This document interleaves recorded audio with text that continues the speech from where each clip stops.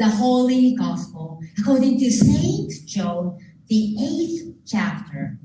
Glory to you, O Lord. Jesus said to the Jews who had believed in him, "If you continue in my word, you are truly my disciples, and you will know the truth, and the truth will make you free." They answered him, "We are descendants of Abraham and have never been enslaved to anyone. What do you mean by saying you will be made free?" Jesus answered them, "Very truly, I tell you, everyone who commits sin is a slave to sin. The slave does not have a permanent place in the household. The son has a place there forever. So if the son makes you free, you will be free indeed." The Gospel of the Lord. Praise to you, O Christ. You may be seated. As I said in the beginning, Reformation Sunday is one of the Sunday we were read, and we talk about Martin Luther openly. And we're just blessed to have Bettina, who really come from Germany, who has a different, you learn differently about Martin Luther than we learn, and so delighted that you can help us know Martin Luther and something personal for you. And I'm glad you're doing it. I'm free today. Here's your microphone. Thank you. And if you need help, let me know.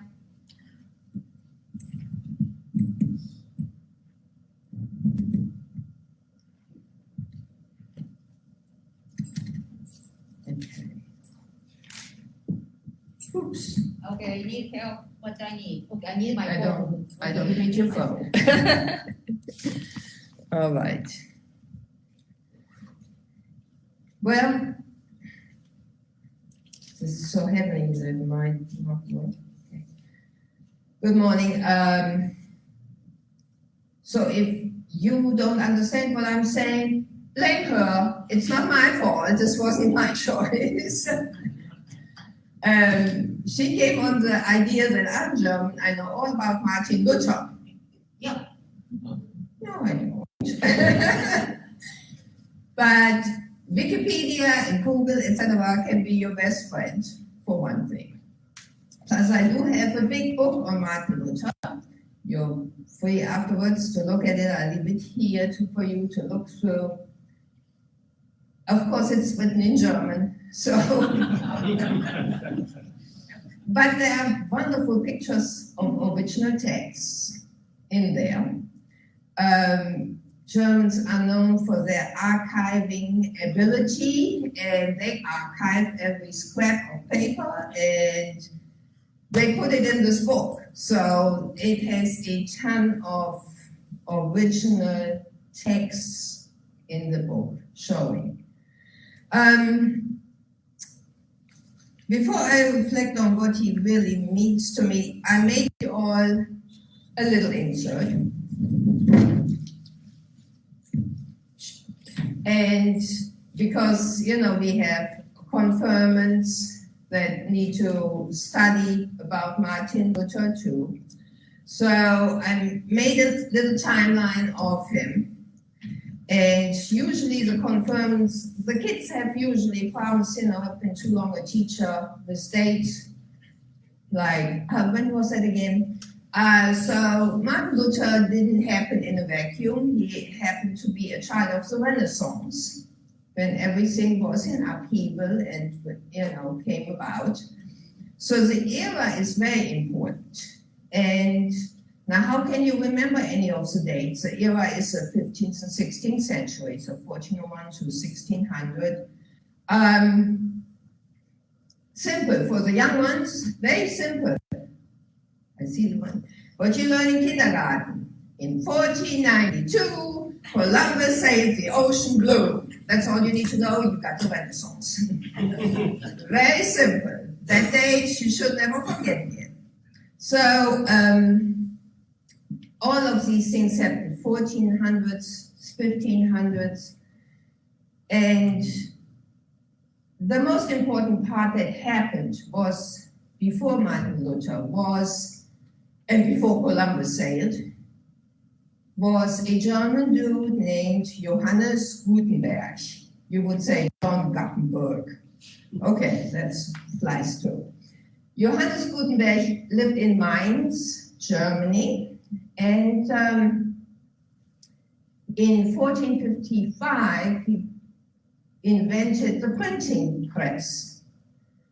Up to that point, everything was handwritten copies, including the Bible.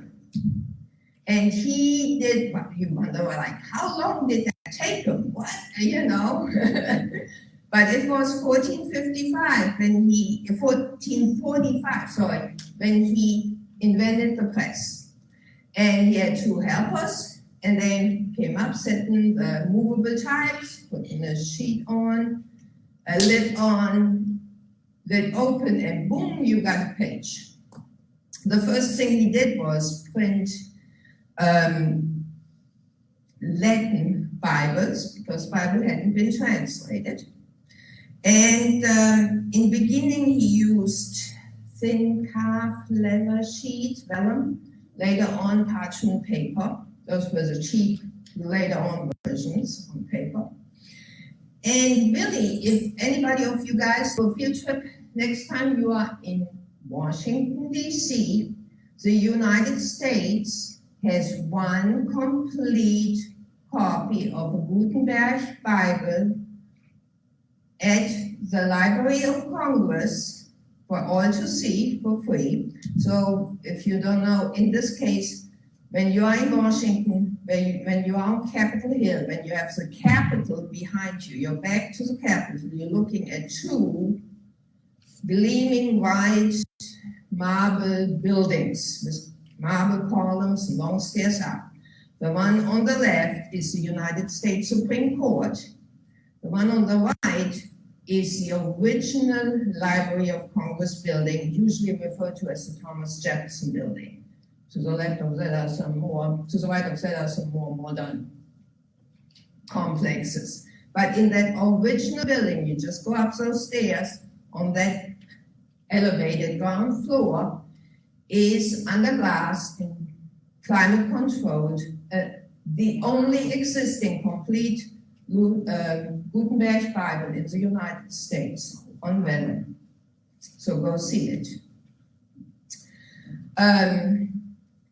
So what that did is really bring the Bible to the mass of people, because they had no idea what was written to them, because hand copies were very expensive, so a normal peasant person couldn't have it. And that started really in the Renaissance, everything, that word of mouth got out. Without the printing press, what Martin Luther was saying would have never gotten out to the public. We wouldn't be here, we wouldn't know, because it would have been somebody wrote somewhere, you know, by hand.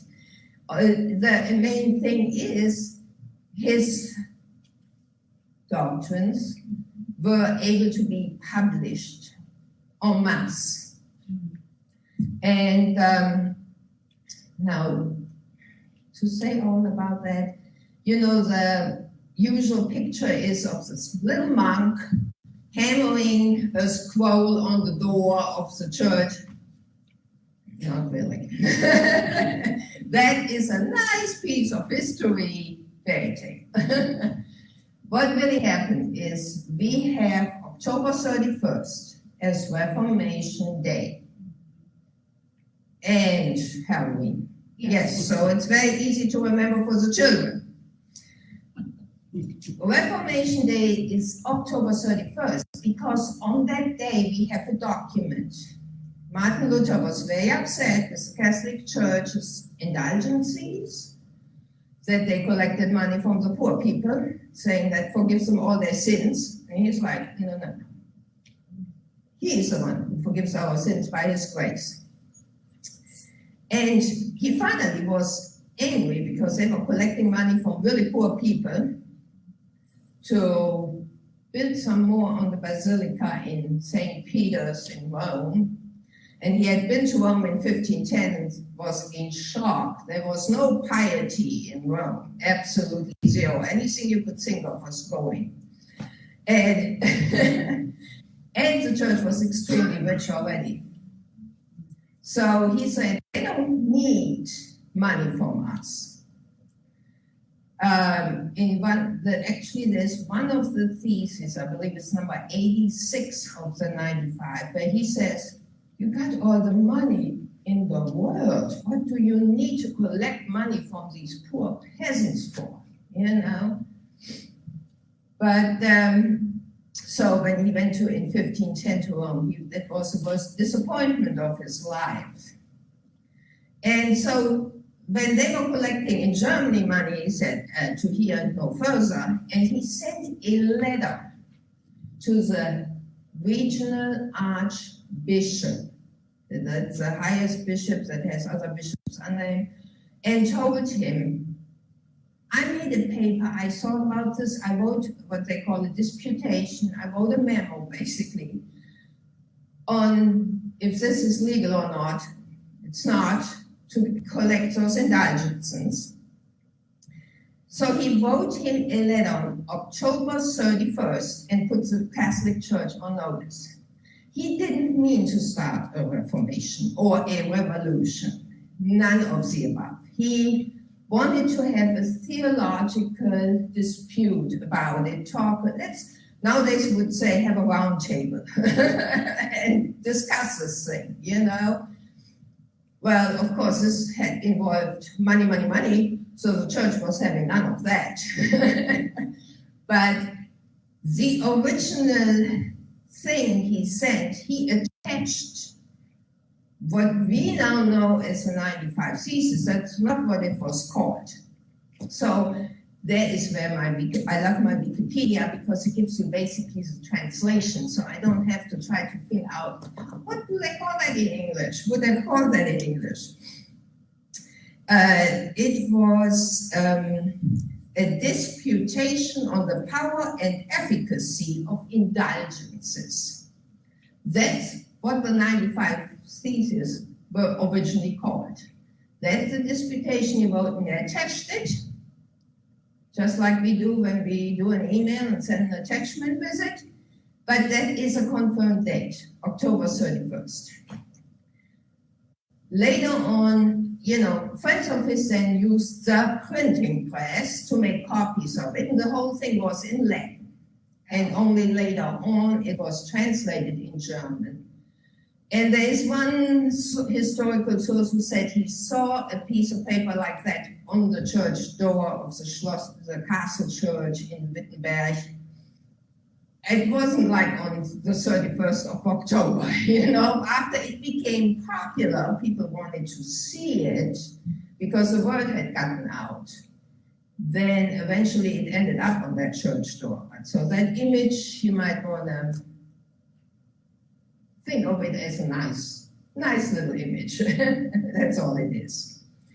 And so his disputation became a hit with people who were fed up with the church. And it was then translated by his friends, as I said, into German. And within a very short time, it was all over Europe, because the sheets from the printing press could be sent to people. Ended up in France, and it didn't, of course, it ended up in Rome. And the Pope had none of it. So he, you know, excommunicated Martin Luther. And here is a picture of the original text where the Pope warns him and says, if you don't stop, you're gonna, you know, we're gonna excommunicate you. And this is what the document originally looked like. So this book has just a mass amount of great documents came in. So I encourage you, I leave it on the table. If you want to have a look at it, please do so. As for Martin Luther's later life, he was born in a town called Eisleben. No sooner was he born, the parents moved to Mansfeld, and he actually died in Eisleben because the family had some property and there was some thing going on. He went there to settle something for his siblings, actually, and he fell ill and died. So the irony was, Eisleben is what we call a Luther town, Lutherstadt, but he really never was there or did anything. His places are in Wittenberg, at the Wartburg. They stayed after he was excommunicated, after the Diet of Worms. Those are the places you can visit nowadays. Or, kiddos, go on YouTube.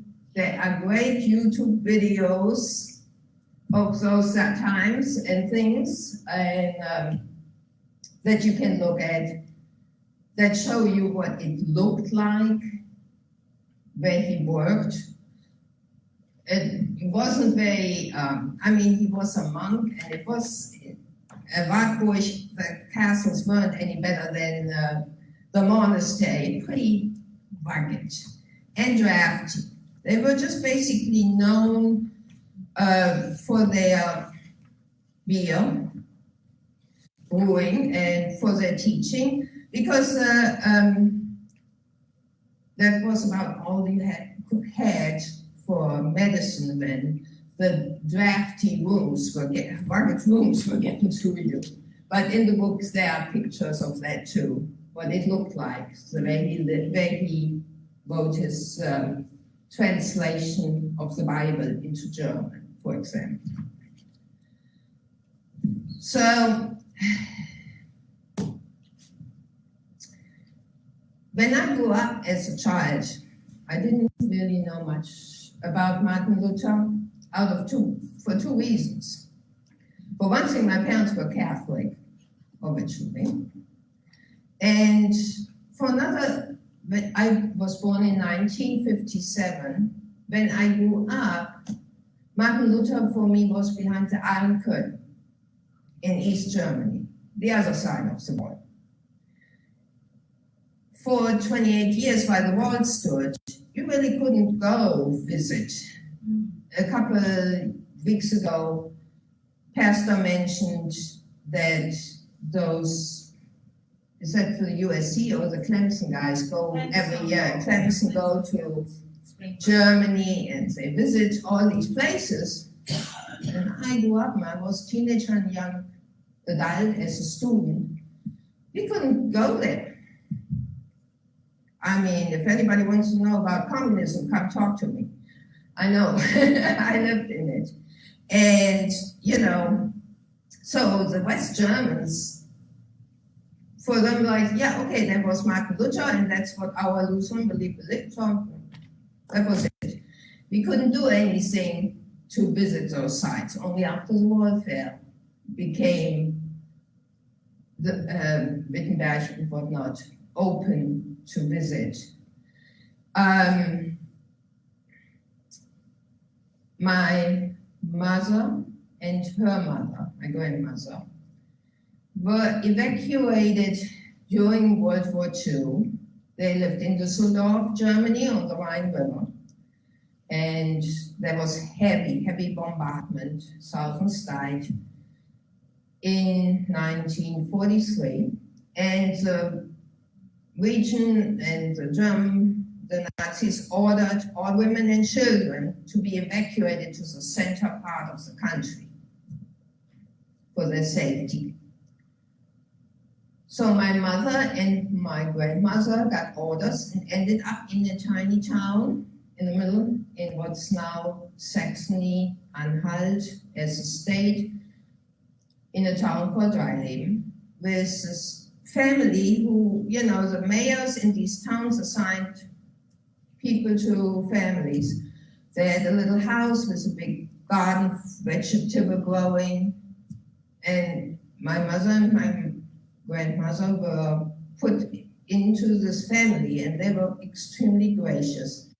They shared through the end of the war with my mother and grandmother their food, which little they had, but they were growing it. They used to live in an apartment in Düsseldorf. There was no food. There they weren't starving to death.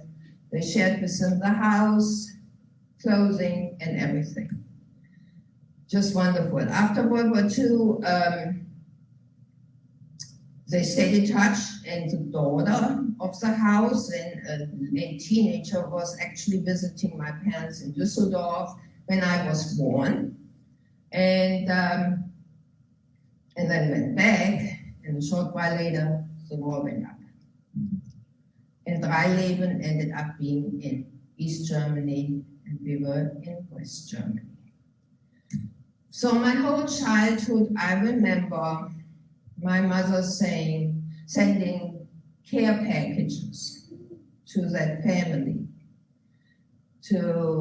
for basic things, but including food. Now we here are used to oranges, okay, a bag of orange, you go to the food store, pick one up. Oranges are like from Florida or from California. They never got any in East Germany because that would have been foreign currency.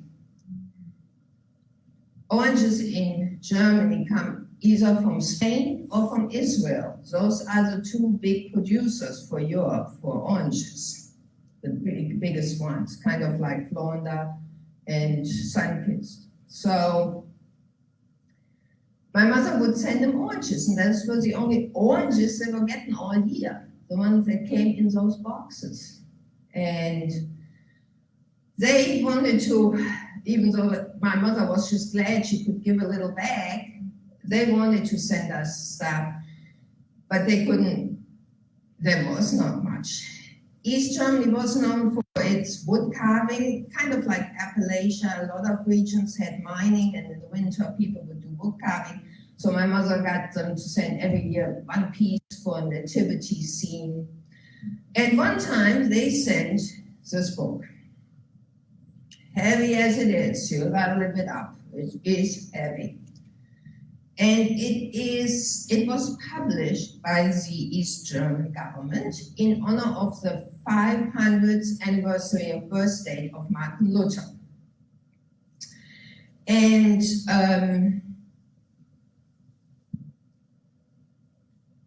of course, and it doesn't have even a person who really wrote it. It's all these documents put together, and the introduction says done by the DDR, the GDR as you know it, German Democratic Republic, which was East Germany. And that's the copyright I put on the back of the pamphlet. And in the text, of course, the communists tried to use Martin Luther and his theology for their communist doctrines. Okay, so they finally zeroed in on the peasant wars, like, he was forced for it, and that is the rise of the proletariat. I'm going to get that out right. And in English, anyway, they were using it. So a lot of the text is actually geared with that. For me, I understand the difference, and I can sort through that and just take the great pictures as they are, of the original text.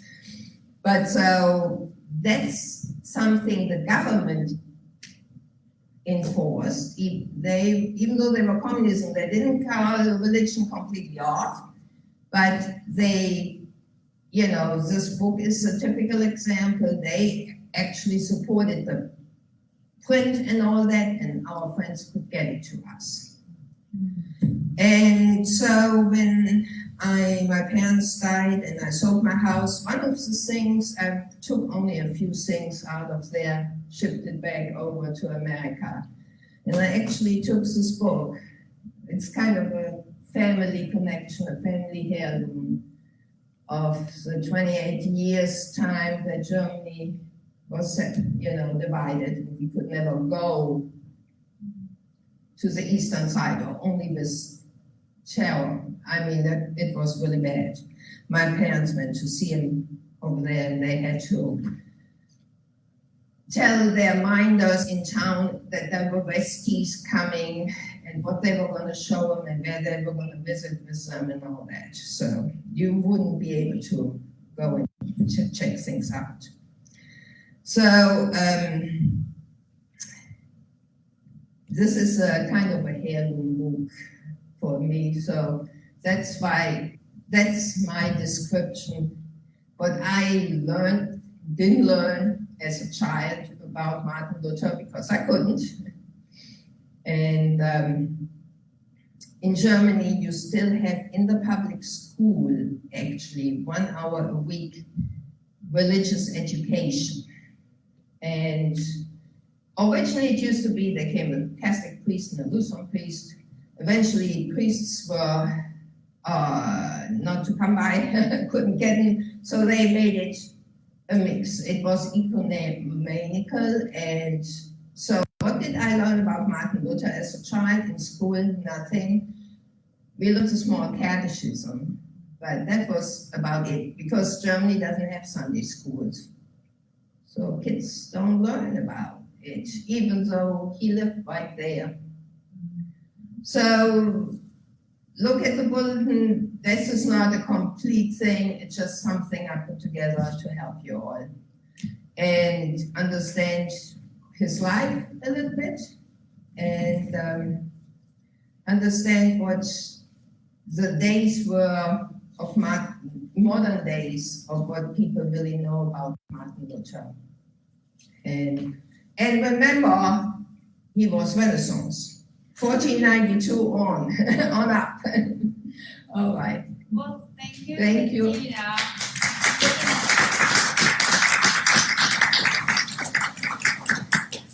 You went with the microphone, but it's okay. But you help us to see this part of the Luther part in way really back, as well as like the time in the part of the history of the Germany in the modern part too. So very interesting. One question. Somewhere in the line, I heard that the Luther changed his name. Martin Luther changed his name. No, not Martin.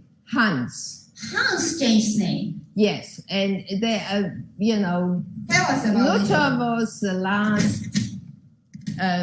Luther was the last.